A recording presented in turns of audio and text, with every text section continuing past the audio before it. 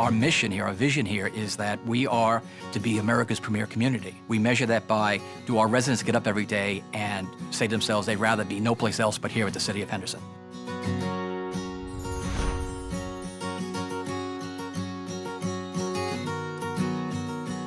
The City of Henderson adopted the 7 Habits as a foundational course because the one thing we focus on is that we must always improve.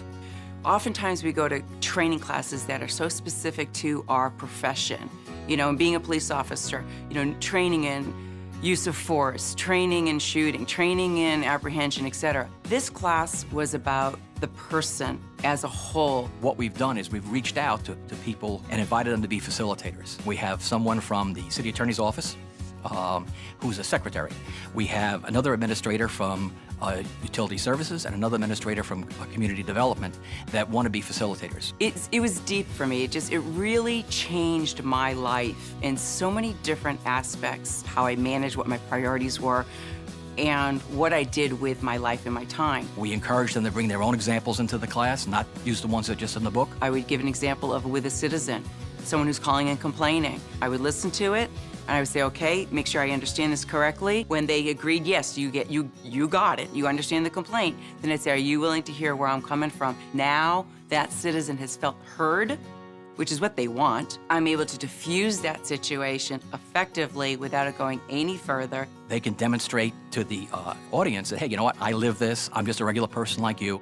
As a police officer, if you're aware of the habit 1 of being proactive and being aware of that trigger and, you know, and that stimulus and that response and taking that deep breath in between before you just react, that can make a huge difference. Prior to the class, the managers get an email requesting, okay, sit down with your employee, discuss why they go into class, what are you hoping to see out of this. We then go out and interview the manager like 3 months later to say, okay, what changes have you seen? We also go to the employee and say, okay, how are things going for you? Is there anything that was missing?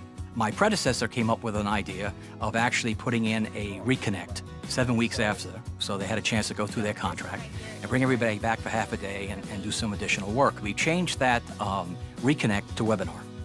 And this allows anybody in the city to just pop on real quick, do the reconnect with us. It also allows our people that are in other government agencies to stay where they are and not have to travel. We go back into team meetings and we reinforce the 7 habits and how they can use it. Now the reinforcement started because now we started having the same language, same understanding, and they could see what was going on. And I could use some of those things in team meetings, like time out, he's talking, or let's change our paradigm. Maybe we need to look at this a different way. Rather than having conflict with coworkers because 2 people had different ideas is, let's step back, guys.